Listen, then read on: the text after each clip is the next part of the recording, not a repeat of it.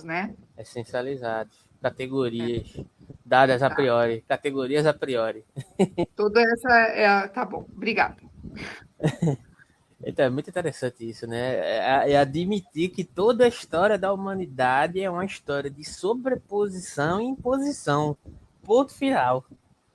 Em outras palavras, podemos interpretar até Marx aqui. A história da humanidade é a história da luta de classes, inclusive. Digamos assim, né? Sim. Mesmo sendo as classes produzidas a partir dessa base do conflito, né? E uma tendência a extirpar as classes também seria uma tendência, de certa forma, a tentar se sobrepor a essa hegemonia, a essa essência social que foi produzida. Aí você vê Nietzsche e Marx em diálogo, né? Em certo sentido. Pois. Por incrível que pareça.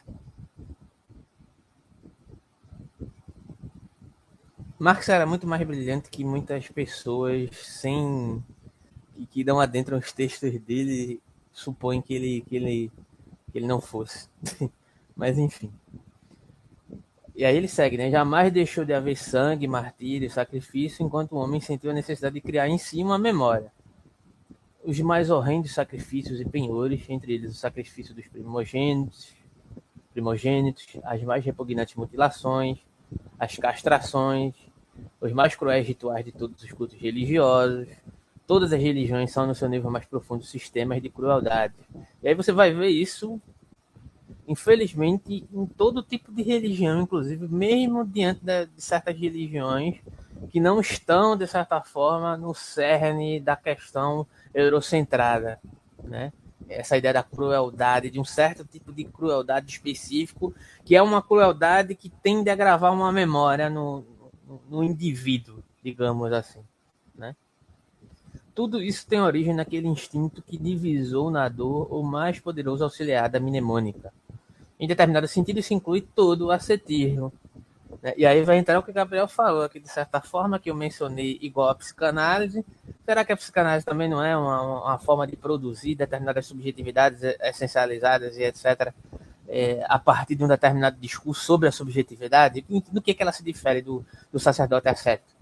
Estou provocando aqui, não estou dizendo que eu sou contra a psicanálise, Mas tá? a psicanálise, você fala o quê? De Freud? Freud, claro, Freud. A psicanálise, não necessariamente só Freud, porque Freud já viu esses problemas também, sabe?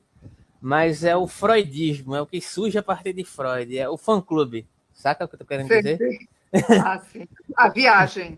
O que causou Freud... O clubinho. Pois é, Freud mesmo ele já via essas contradições. Você, no texto dele, você via que ele era teimoso referente a determinadas questões, mas ele em determinados momentos ele via suas próprias impossibilidades.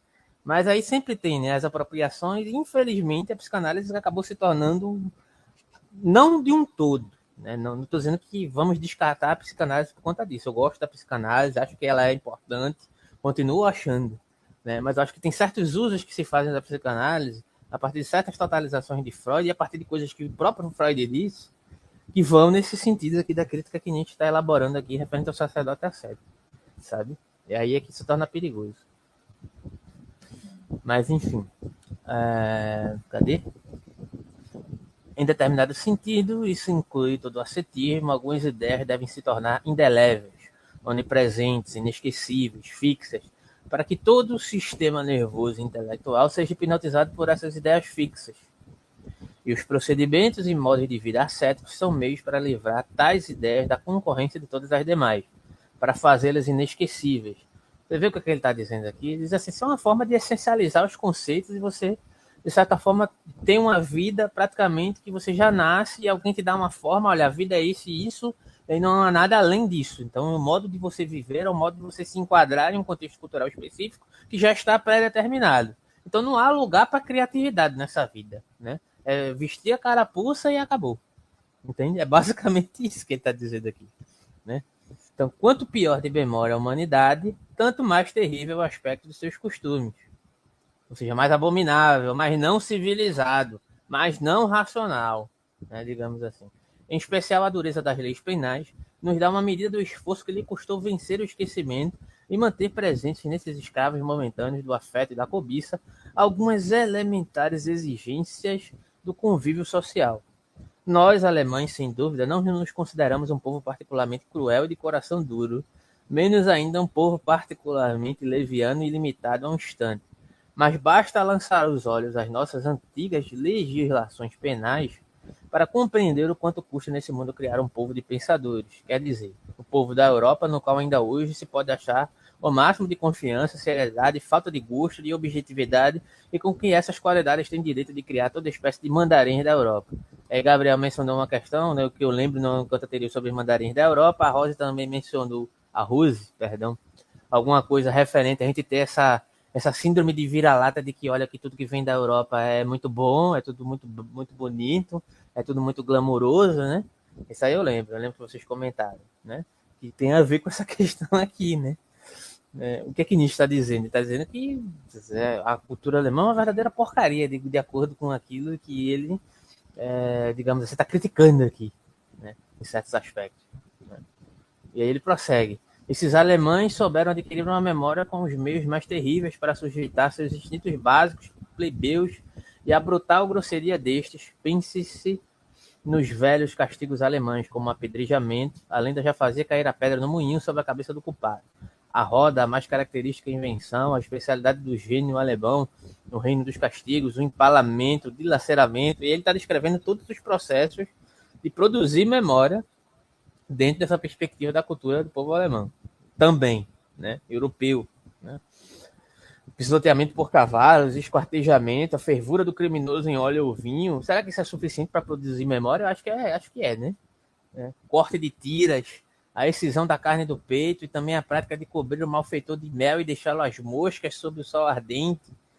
Né? Com a ajuda de tais imagens e procedimentos, termina-se por reter na memória 5 ou 6, não quero, e não é irônico aqui, né? Com relação aos quais se fez uma promessa a fim de viver os benefícios da sociedade e realmente com a ajuda dessa espécie de memória chegou-se finalmente à razão. A razão, a seriedade, o domínio sobre os afetos, toda essa coisa sombria que se chama reflexão. Todos esses privilégios e adereços do homem, como foi alto o seu preço, quanto sangue e quanto horror há no fundo de todas as coisas boas. E aí eu faço um adendo aqui, essencialmente boas. Será que existe algo necessariamente, essencialmente bom? Fica a questão, né? Enfim, questões. Roberto, Fala. eu tava pensando assim, porque você tava falando sobre a questão de produzir memória. Uhum. Na verdade, eu vou fugir de Nietzsche, vou falar sobre Foucault, não sei se você lembra, ele, no caso, quando o sentido é...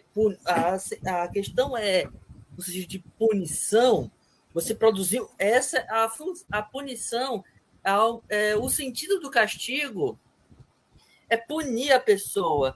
Então, talvez a punição, a pessoa use a punição como um instrumento dentro do castigo e faça do castigo uma questão de se pensar. Nossa, eu desobedeci aquela pessoa, eu desobedeci e eu estou sendo punido por isso, então não vou mais fazer isso. Eu acredito que há essa produção de memória nesse sentido, enquanto uma possível razão punitiva nesse sentido. Assim, porque assim, no que eu me lembro, que eu uma vez escrevi um texto sobre isso, sobre os mandarins da Europa, Nietzsche acredita que, assim, em certa parte tem essa crítica negativa da cultura alemã, mas os alemães não são assim necessariamente esse estereótipo assim do que eles são rígidos, tudo tá. Não, eles não são assim desse jeito, assim são frios ou cruéis como os antigos os povos germânicos. Mas vamos mas o que a gente vai mas mesmo assim com essa crueldade e tudo houve digamos uma possível aprendizado em questão de estudarmos e entendermos a lei nesse sentido. Entende o que eu estou falando? Mais ou menos assim que eu entendo, só que isso tem relação com outra questão que a gente vai colocar, que é a ideia de Bildung, né, que está ligada a uma proposta que ele, inclusive, vai criticar, porém, entretanto, vai tentar, de certa forma, que é algo análogo a um tipo de ímpeto educacional, digamos assim, né? Mas Grosso modo. Alberto, o Nietzsche, ele viveu a Bildung, né? Ele é, porque é anterior a ele, né? A educação alemã, ele usufruiu. Sim, mas é justamente essa questão, né? Aí ele vai criticar, é? Ele vai Ah, depois eu quero criticar, ver. ele vai criticar em determinados aspectos, vai fazer um Hum, desmembramento disso, em certo sentido, vai pegar alguns aspectos que ele considera, isso aqui é passível de ser utilizado, isso aqui não, né? Mas ele vai fazer uma crítica, porque isso faz parte, inclusive, da crítica da cultura dele também, né? Porque a na proposta cultura? é da cultura de um modo geral, né? Porque Nietzsche também Ah, está propondo uma sim, transvaloração. a crítica dele da cultura, sim. Sim, porque Deixa eu te perguntar uma coisa. Quando você falou aqui no texto, ó, com a ajuda dessa espécie de memória, chegou-se finalmente à razão. Ah, a razão, a seriedade, o domínio sobre os afetos. Quando você fala da razão, me vem logo assim, para mim a razão surgiu na Grécia, né? Tipo, quando, sei lá, eu sempre liguei o homem passou, mas e nem é com quando ele passou a não viver de acordo com os mitos, aquelas coisas, né? uhum, Mas ele aqui está vendo a origem da razão também por uma outra ótica, né? Da reflexão, a razão no sentido amplo, né? Não sei, me veio isso. é uma questão É, interessante isso, porque aí é que entra o ponto que eu mencionei quando aí por muitas vezes interpretam Nietzsche erroneamente como um tipo de irracionalista. O que Nietzsche está tentando demonstrar aqui, e para mim isso já está presente lá em. Mas existe essa crítica Tá, mas eu da tô. Só um razão instante, Gabriel. em Nietzsche. Tá, só um instante, Gabriel. Perdão. Mas a questão não é que não exista uma crítica da razão em Nietzsche. A questão é que Nietzsche não está dizendo que ele vai abdicar de uma certa racionalidade para produzir as suas críticas. Mas o que ele está dizendo é que existe uma certa priorização do uso de um certo tipo de racionalidade para produzir conhecimento, para produzir ciência, para produzir filosofia, que de certa forma pretende se colocar hierarquicamente em relação a outras formas de produzir conhecimento. Isso ele diz, inclusive, na filosofia da época trágica dos gregos, né, quando ele vai mencionar lá os pré-socráticos, é interessante porque você mencionou os pensadores antigos. Para mim, você dizendo isso é correto. Majoritariamente se entende que a razão surgiu lá na Grécia Antiga, apesar de isso ser complicado também em outros aspectos. Né? Mas, enfim, entendendo-se dessa forma, como se tradicionalmente se entende, né? Nietzsche vai pegar a filosofia na época trágica dos gregos, que eu até recomendo dar uma olhadinha lá, que é um texto curto, até suave de ler, não é muito problemático, e já nas primeiras palavras que ele está analisando, ele já diz a seguinte questão, ou algo próximo a isso, dizendo que nenhuma filosofia está, digamos assim, distanciada das pretensões do filósofo que a erige. O que ele quer dizer com isso? É uma simples frase solta, ou algo do tipo? Não necessariamente. Né? Quando ele fala que Kant e seu aparato cognitivo não são necessariamente dados a priori ou uma cabeça de anjo alado, como muitas vezes se entendeu ou ainda se entende, depende da sua vertente, etc. Esse aparato cognitivo kantiano de fato existe a priori e etc. Ele está dizendo que isso faz parte de uma determinada inserção daquele pensador diante do seu contexto cultural e de seus interesses. E essa produção de uma determinada racionalidade específica em seu determinado tempo, a partir desse momento que ele está colocando esse erigir dessa racionalidade, também é imbuída de determinados interesses, a partir de determinados aspectos, né, que são frutos de um ímpeto de sobreposição da relação de forças que se perfaz a partir da noção de vontade de potência que está por trás de todo esse pano de fundo, apesar de ele não estar mencionando isso diretamente.